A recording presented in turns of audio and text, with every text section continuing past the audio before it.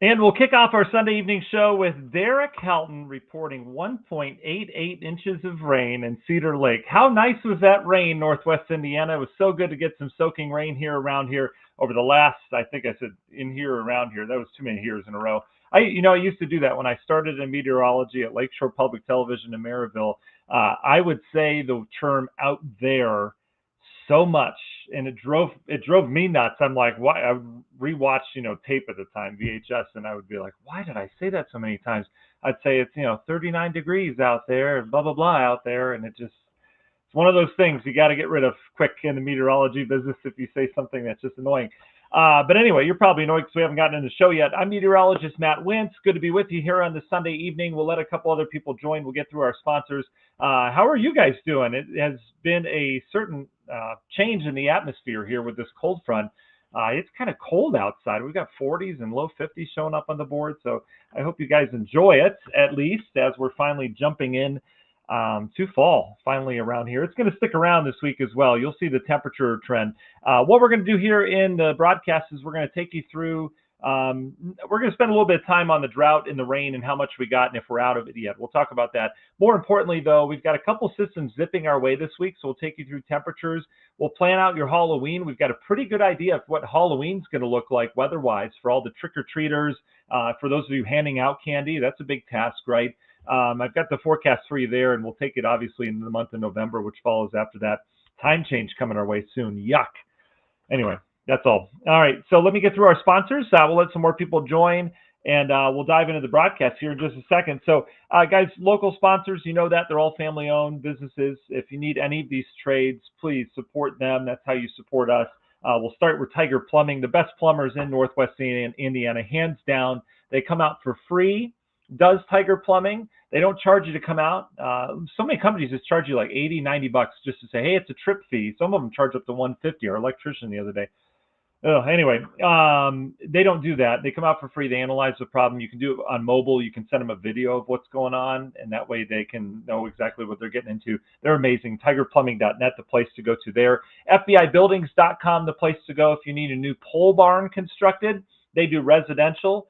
They do commercial. They also renovate old ones. So if you have a pole barn on your property or commercial business that needs some renovating, they'll do that as well. Check out their work on Facebook. It's amazing. FBIBuildings.com, the place to go to there. They've done over 20,000 of them in the Midwest. Grieger's Chrysler Dodge Jeep Ram in Valparaiso, right there on US 30. They do such great work in the community as well. They're participating in a lot of these community Halloween events as well, just handing out candy to local areas. But support them if you need a new car. They do great work. They're not hassle-free. They let you pick, obviously, what the best needed vehicle is for you. It's Grieger's Chrysler Dodge Jeep Ram over in Valparaiso. PublicServiceAdjusting.com, the place to go if you have an insurance claim. Normally you go to your insurance company, right? And then they drag their feet. You'd have to try to call them. You'd play, call back, call back, call back. You don't have to deal with that. If you have an insurance claim on your property, go to PublicServiceAdjusting.com. It's all local licensed insured adjusters right here in Northwest Indiana. What they do, they come out, they'll document the whole scene, whatever it is. They'll submit a package to your insurance company for free. You're not paying anything. They do it for free, and they'll do all of the work and talk back and forth between your insurance company till you get a check. If you win, they win as well. All right, that's how it works, and you usually get a lot more money back using them than you would with your insurance company. PublicServiceAdjusting.com.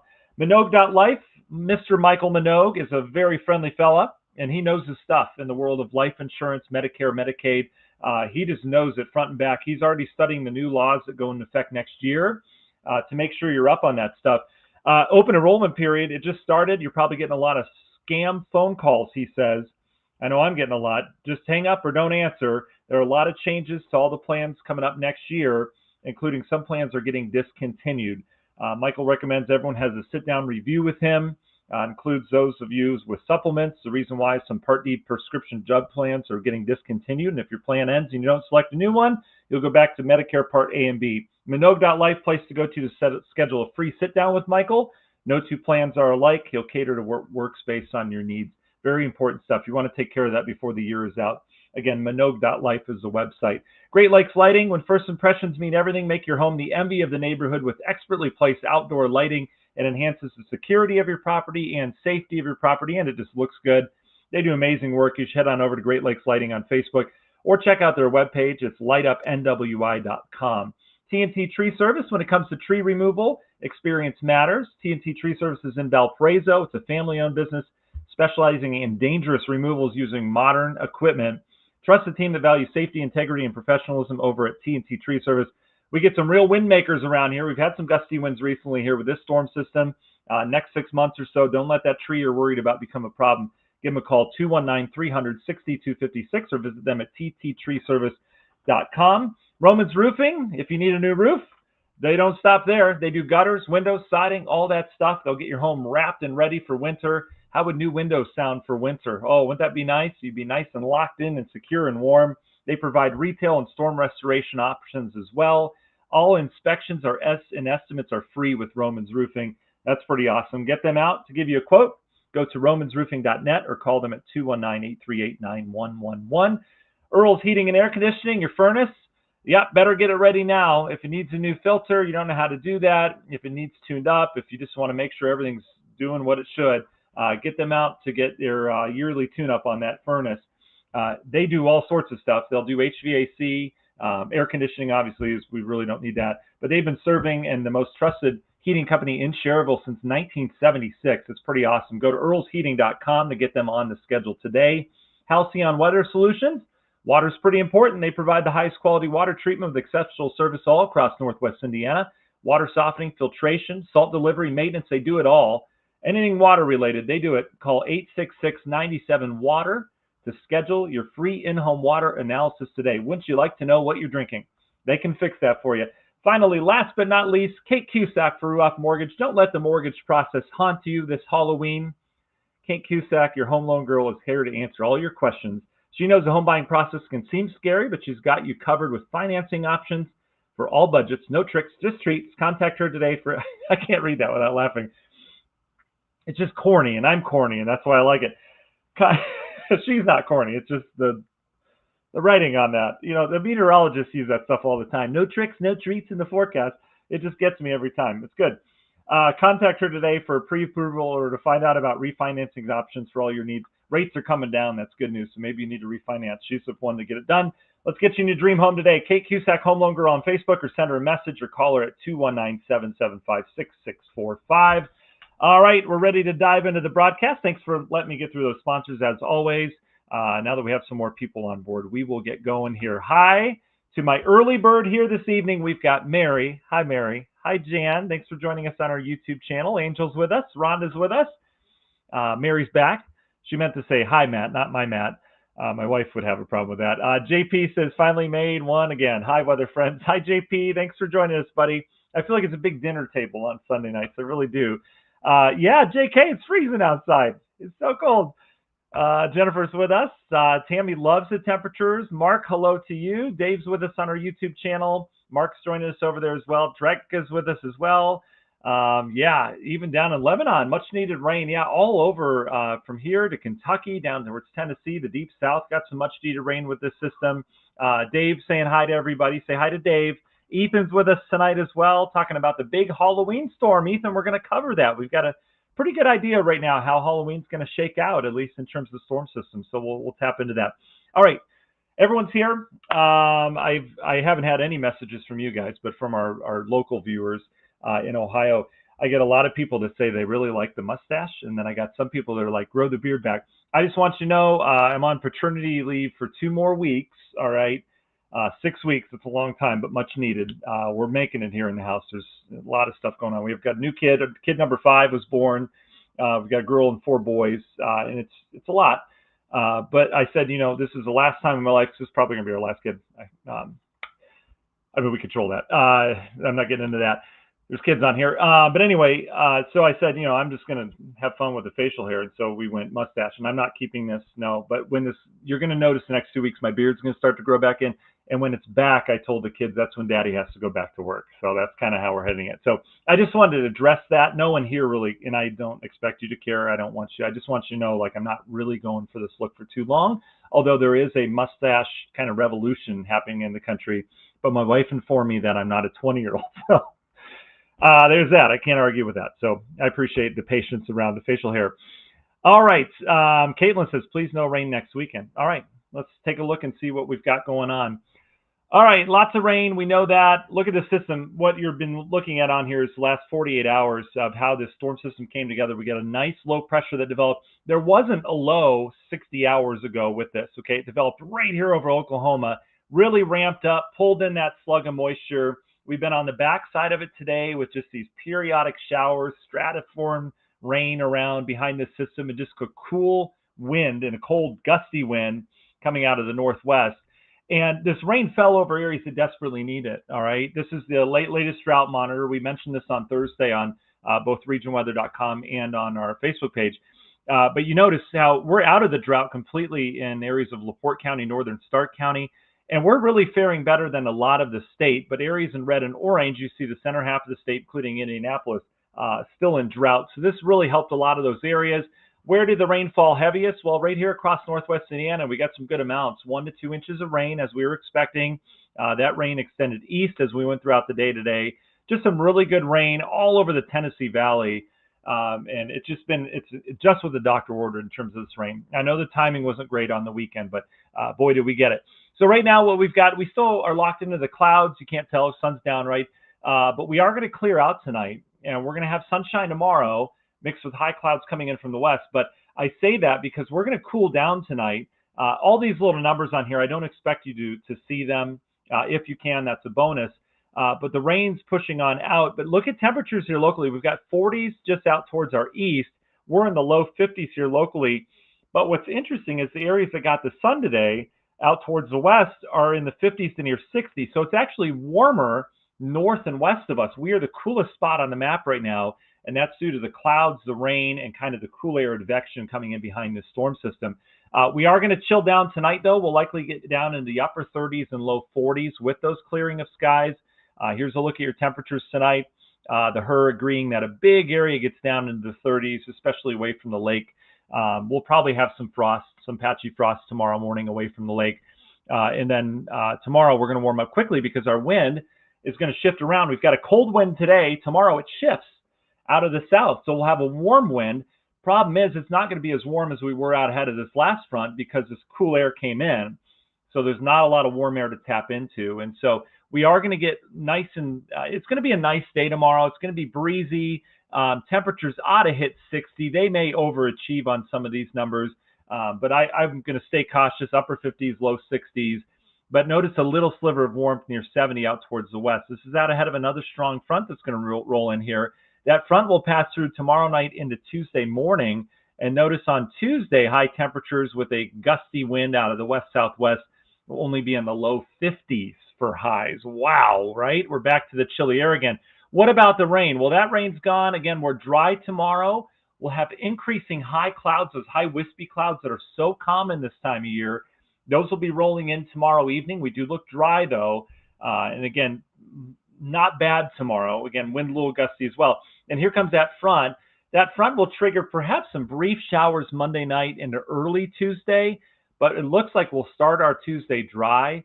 Midday Tuesday looks dry as well. And then by Tuesday evening, we're tracking this big swirling cool low pressure in here. This thing's going to bring us several days of cool air, as well as lake effect clouds and rain with it. So let's take a look at that as we're just zooming through the forecast here. I hope that's okay. Here's our Tuesday afternoon, Tuesday night. See how this low takes up residency really over the entire Great Lakes. There's a lot of cool air aloft with this as well.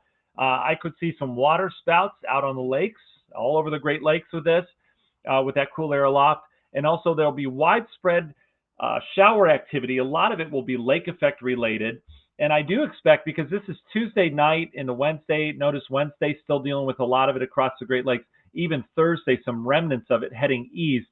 But for us here locally in Northwest Indiana, I don't see a huge rain event out of this. I think most of the showers will be confined mainly LaPorte County, then especially up into Berrien County, Michigan, out towards South Bend. The traditional lake effect snow areas will be the ones that pick up the lake effect rain from this on a northwest flow. There'll be a westerly flow kind of aloft. And so that should keep most of the rain out of here. And we would just have a couple of cool days around here. But I would throw some lake effect rain chances in there Wednesday and Thursday. Also, both those days, I know the model doesn't really show it.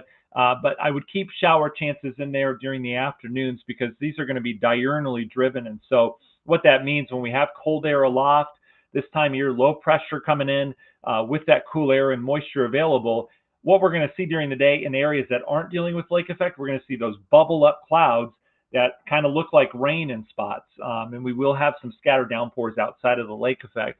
And again, that's mainly Wednesday into Thursday. Whole system pushes out. All right, Friday looks good. And then this weekend, we bring in this next system that comes in. It's kind of a hybrid. There's going to be something down to the south and a little piece of energy off towards the north. So we'll see how those interact. But as of right now, it does look like we'll have some scattered, kind of unorganized showers in here for this upcoming weekend. It doesn't look like anything what we just dealt with an organized front coming in. But then we're pushing towards Halloween, and the models continue to hint at some kind of bigger system coming in around Halloween. I mentioned this last couple of Region Weather Lives on Sundays.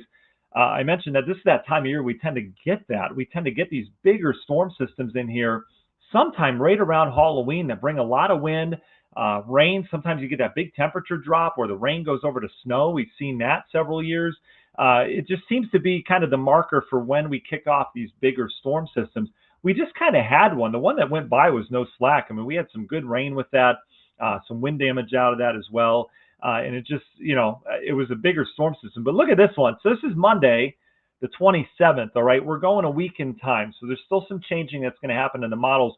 But all the models are latching on to some kind of big storm system like this. So confidence is pretty high, even a week out for this. And notice that brings in, this is what the Euro says for now, it brings in a round of rain and storms organized on Monday. Tuesday, the 28th, the low is by. We would be in the dry slot of the storm system. You'd have the cold front way out towards the east. You'd have this curling low with clouds and cold air off towards the north. And this is really the place to be right here where the cold air is not there yet. And you likely get some sunshine and some gusty wind. So we would settle into the dry slot as of now on the Euro. These are the details that still need worked out. Right now, we just know there's some kind of storm system coming. And then by Wednesday, and then especially Thursday and Friday, remember, is Halloween, this low kind of gets kind of cut off. It gets occluded and then cut off from the main jet stream. And so this thing would just sit and spin somewhere in the area, right? We're not going to track the exact position of that. But you see what we've got, these shower chances in this little pocket. See that blue line there? That's cold air aloft, enough to produce snow.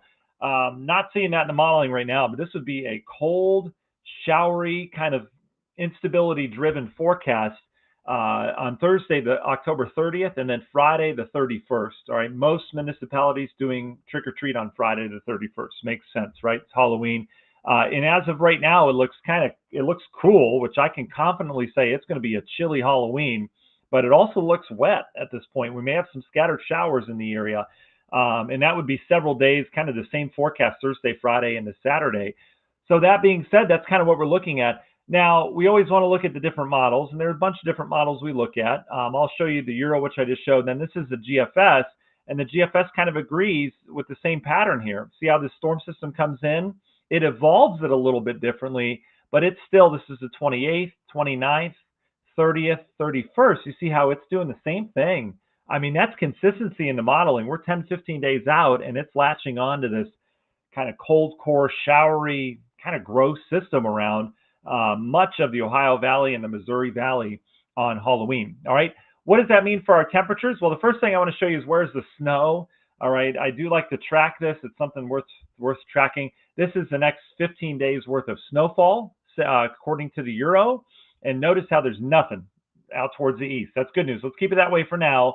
All the snow falling out west, it's getting going. It's laying itself down in western Canada. Remember, that allows cool air to spill in here eventually. But for right now, we're dry in terms of, or clear in terms of the snowfall front all the way through November 2nd and 3rd. All right, I want to get that out of the way. Temperatures here locally, though, look at the cool air. So we warm up a little bit tomorrow. Should be a beautiful day. Then cool air hits to end the week. Excuse me. Wednesday into Thursday, low 50s ought to do it. And then here's your upcoming weekend. Here's Friday, 55, 65 on Saturday and Sunday. And then a nice little bump out ahead of that big low. Remember, I said Tuesday would be that nice day in that dry slot. And then we bring in cooler air, 40s and 50s. Right now, the Euro is thinking Halloween. We would have highs in the low 50s at best. Lows at night would get down into the 40s. So trick-or-treat time would probably be around 40, probably 49 or 50 degrees. There'd be clouds and showers, obviously, so there's not going to be a big spread in temperatures. It kind of stay consistent. But that's what we're looking at right now. Let me show you just a couple other models. Let's go GFS here. Where are we at? Here we are. We're just going deterministic on these. GFS thinking pretty much same thing. 50s for highs on Halloween, lows in the 40s. It has us a little bit cooler at night. Let's just check the gem. This is the other one I like to check. And this doesn't quite get there on that one or that one. So never mind. Just kidding. We're not going to check the gem. And then this is the National Blend of models, which is always a good source as well. That's getting us right up towards Halloween. And it does have a cool down as well. That's pretty much a blend of everything. Okay. So that's all I have for you tonight. In terms of Halloween, though, again, rainy, showers around, and cooler is what we're trending right now. We'll obviously keep tabs on that as we go through time. All right. If you guys have any questions, throw them in the chat. If not, don't forget we're on the radio side of things bright and early tomorrow morning. X-Rock 103.9, Indiana 105.5, and Z107.1. I also have your daily region weather wake-up forecast coming for 2 more weeks, and then go back to the station. We'll probably do Matt's Morning Minutes again, but I hope you're finding those helpful. A lot of you have written me and said that you are. So we're going to keep those going for 2 more weeks. Again, little video forecasts of kind of what to expect for the day, and then we always go long-term on those as well. And don't forget regionweather.com, where you can find all your updated information. You get the daily email on there, too, if you want, in the mornings that I type up and send to you. Okay, Tom saying 2.2 inches of rain in your gauge today. Tom, nice job over there. Unbelievable. Wow, really, Mark? The restrictions on no hair below the top lip. Well, that makes sense. I mean, don't want to burn it off, right? Jan doesn't mind a chilly Halloween. Sure hopes the rain stays away. I hope so, too. I mean, as of right now, it'd be kind of scattered, Jan. But again, too soon to kind of get into details, so I don't want to do that. Donna, you're welcome. JP, it's a little too late for that. Great question. He asks, will the recent rains influence the foliage? So the winds have knocked a lot of the trees that just kind of gave up and knocked those leaves off. But it's a little too late for this. If we would have had this rain, JP, about maybe a week or 2 ago, especially 2 weeks ago, that would help these trees produce a little bit more vibrant color. But for now, it's just too late in the game. Those trees are already doing what they're going to do. A lot of them are already pretty stressed. But we're getting towards peak here. I mean, this week, next week, I think we're at it with beautiful fall foliage around here if the leaves haven't fallen off already, which we've seen on a lot of those stress trees that we have. Yeah, Mark says his impatiens are still growing. Same here, Mark. We've never had bigger ones. I mean, they're huge. But yeah, they're still going. They got frosted on this last week too, and they're still doing their thing. So there's that. Thanks, Kathy. That's okay. I'm glad you're here. Thanks for the comment on the mustache as well. It's sticking around for 2 more weeks. Dave's tomatoes are still going crazy. Really, Dave? Ours are still, producing the red, but the stems, everything's kind of done. So, wow, that's awesome that you still have some of the tomatoes. Donna, great question on too late to plant a bush. It's not. Now's a really good time to plant. You can plant perennials for next year. Bushes are great right now. Trees are excellent to plant right now as well. We still have some time on that. So a lot of those will still root even with temperatures, ground soil temperatures down into the 40s. And we know we're kind of going to dance around. Our ground temperatures over the next couple of weeks are probably going to settle in the 50s somewhere. They'll probably drop at night down to the upper 40s, but it's a nice range for planting. What I would do, there's something called Biotone out there, which is you get it in a little bag. What that will do, sprinkle that in if you are planting a tree or a bush or a perennial. You want to sprinkle that in as you're planting with some, fresh dirt, even some compost in there. But if you put that in there, what that does is it accelerates the root growth. All right, that's what we need plants and trees and stuff to do right now over the next couple of weeks is to root. As long as you get it to root, which it should naturally, but you want to give a little extra boost if you can. Again, it's Biotone is what the product is called, and they're not a sponsor. But I use it for everything, and now is a great time to plant. So yes, great time to do that. We're running out of time in terms of going to purchase new stuff and holding off on it for a while and waiting a week to get it in. You got to get it in soon, but we've got enough time and we've got enough rain shower chances coming our way that Mother Nature ought to take care of most of it after you initially plant it with that Biotone, pack it in, and then get it watered really good one time. Mother Nature should take care of the rest. So great question on that. Dave, oh man, the Brussels sprouts are the coolest thing to grow, aren't they? That's just awesome. Mark says, remember to keep storm drains clear around your house. Always a good reminder. Thank you, Mark, for that, right? So water can flow. There's that. Yeah, most leaves won't fall till late November now. No, Kathy, they're gonna be fall in the next couple weeks, but yeah, I know it does seem a little later. That warm up that we have kind of slowed things down. Yeah, Maxwell, I saw you said you got some wind damage east of Couts and Wanatai area yesterday. Was that from thunderstorms? Because there were like no reports all across northern Indiana that I saw from any storms or anything, because we didn't really have a lot, unless it was those initial storms that came through. But yeah, that wind was howling, so I would imagine it's from one or the other. Kathy says, "Do you know what happens to bees when fall comes? Do they migrate and die?" What happens to bees? Donna says, "I have some roses Sharon." Yeah, boy, we have a ton of that. It won't stop. Thunderstorms, Max. Okay, yeah, I saw you sent some of that. No warning on it at all. Yeah, we had mentioned personally a couple of gusty winds possible out of that because that jet stream was howling up above. But there's that. All right, back to Kathy's question. What happens to bees?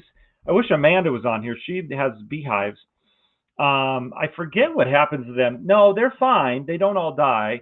I know some of them bury themselves in the ground for the winter, but I don't know if they migrate or what happens to them. And come to think of it, I don't want to get into. I'm not a bee expert by any means. I'm trying to think of some of the children's books we have on bees. Something tells me that the queen survives. She's fine, and then maybe the rest of them, and then they find her a home or something, and then like next year it's not the same place, and the next year she does it. I should just Google it. I don't know why we just can't Google it or Chat GPT it.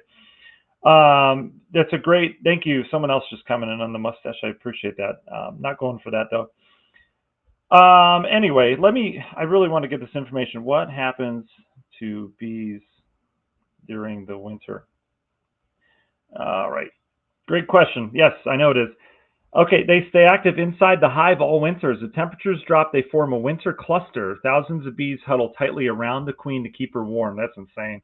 The bees on the outside of the cluster slowly rotate inward, so everyone gets a churn near the warmth.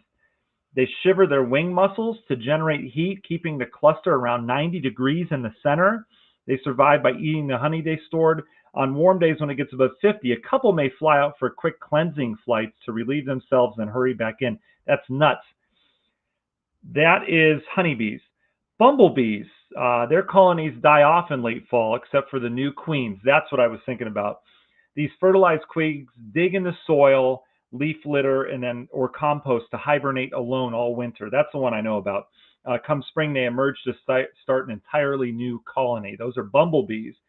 And then solitary bees, we don't have a lot of those. Mason and leafcutter bees, I don't know what those are. These bees lay their eggs in small nests during the summer. They stay sealed inside their cells all winter. When the temperatures rise, they chew their way out and begin their short adult lives. Fascinating. We all learned today. So yeah, there you go. That's your answer. Okay. All right. I'll let you guys know or go. No, we let you know. Now we're going to let you go. Hope you found this helpful. You guys have a wonderful Sunday night. Again, we'll be with you throughout the week with our region weather wake-ups, okay? All right. Changes are here. It's going to be chillier tomorrow morning. It's going to be cooler this week as well. So fall is here. Get the trial definitely on. All right.